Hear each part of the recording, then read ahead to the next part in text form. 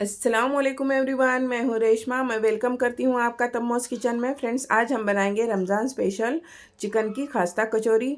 बहुत ही टेस्टफुल बनती है फ्रेंड्स, यकीन मानिएगा, ज़रूर ट्राई करिए इस रमज़ान पे। अगर आपको पसंद आए तो प्लीज़ लाइक शेयर और आपके अपने चैनल तम्मोस किचन को सब्सक्राइब ज़रूर करिए। तो चलिए देख लेते हैं हमने इसे बनाया कैसे है। तो कचौरी बनाने के लिए हम लगा लेंगे डो लगाने के लिए हम लेंगे 3 कप मैदा। छानने में डालकर इसे अच्छे से छान लेंगे। हमने फुल भरकर मैदा नहीं लिए हैं, हमने लेवल कर लिए हैं। कप को भी कम ली हूँ मैं, 3 कप। इसमें हमने खाने वाले चम्मच से 1 चम्मच घी डाले हैं, देसी घी का इस्तेमाल किया, और आधा चम्मच हमने नमक डाले हैं। अच्छे तरीके से हाथों से मिलाकर इसका हम डो बना रहे हैं।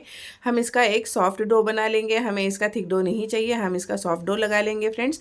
हमें इसे डो बनाने के लिए 1 कप पानी और 2 चम्मच जितना लगा होगा, खाने वाले चम्मच से 1 से 2 चम्मच पानी का इस्तेमाल की हूँ, और सॉफ्ट डो लगाकर ढक्कन कवर कर साइड में रख दिए हैं। तो यहाँ पर एक छोटा बाउल में हमने 2 चम्मच देसी घी ले लिए हैं। इसमें हमने कॉर्नफ्लावर डाले हैं 1 और आधा चम्मच, 1.5 टेबल स्पून हमने कॉर्नफ्लावर का इस्तेमाल करे हैं। अच्छे तरीके से इसमें मिक्स कर लेंगे घी में, और इसे हम फ्रिज में रख देंगे 10 से 15 या 20 मिनट तक के। गैस ऑन कर हमने इसमें 2 चम्मच तेल डाले हैं। खाने वाले चम्मच से 2 चम्मच तेल डालकर इसमें हमने कुटा हुआ लहसुन डाले हैं 10 से 12 कली।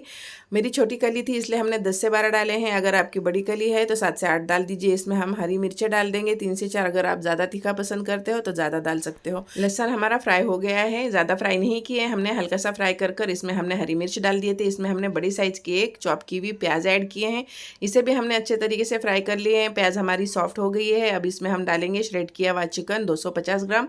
इसमें हम डालेंगे पाव भाजी मसाला 1 टेबल स्पून फुल भरकर, ये ज़रूर डालिएगा, इससे ही टेस्ट बहुत अच्छा आता है फ्रेंड्स। हम मैगी की 1 क्यूब डाल रहे हैं, मैगी की चिकन क्यूब ली हूँ मैं, और इसे एक हाथों से इस तरह से स्प्रेड कर डाल रहे हैं।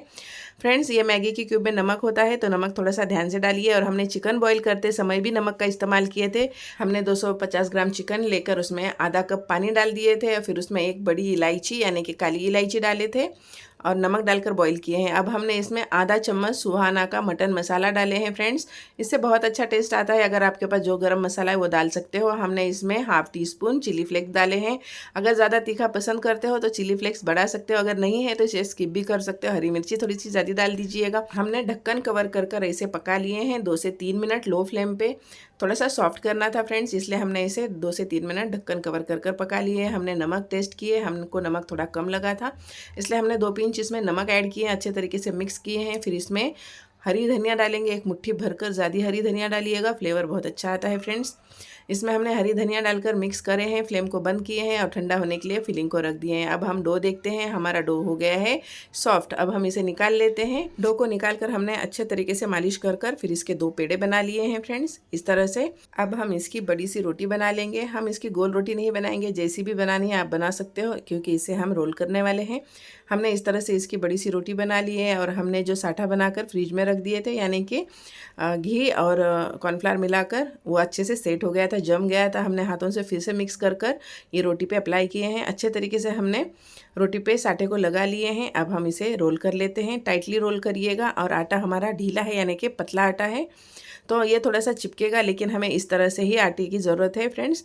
हमने इसका सॉफ्ट डो लगाए थे और हमें सॉफ्ट आटा ही चाहिए। तो हमने लोइयाँ काट कर रख दिए हैं, 1 लोई ले लिए हैं इसमें से, और इसे हम हाथों से इस तरह से फैला देंगे। फिर थोड़ा सा बेल लेंगे, थोड़ा सा दबाकर बेलना होगा, मैदा है तो ये हम जैसे बेलेंगे ये सिकुड़ जाता है, यानी कि रोटी छोटी हो जाती है। हमने एक छोटी सी टिक्की बनाकर इस तरह से अंदर साइड में चारों साइड को इस तरह से दबा लेना है, और इसका एक पेड़ा बना लेंगे, देखिए इस तरह से।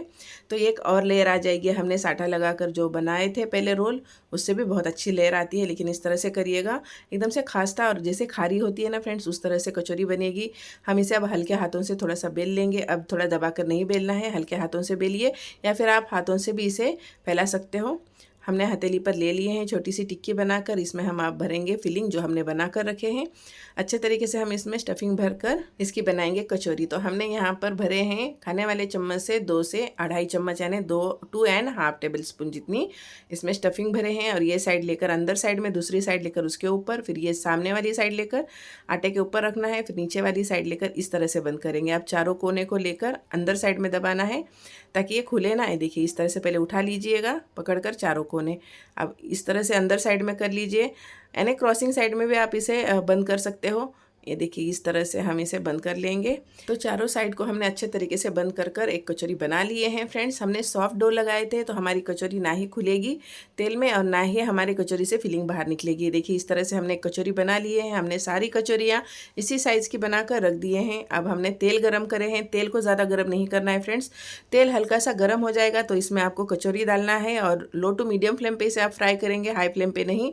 हल्का सा कलर चेंज होने तक के हम इसे लो टू मीडियम फ्लेम पे ही फ्राई करेंगे ताकि इसकी जो खास्तापन है और इसकी लेयर उठकर आ जाए। फ्रेंड्स अगर इसे हम हाई फ्लेम पे फ्राई करते हैं तो इसकी लेयर नहीं आएगी।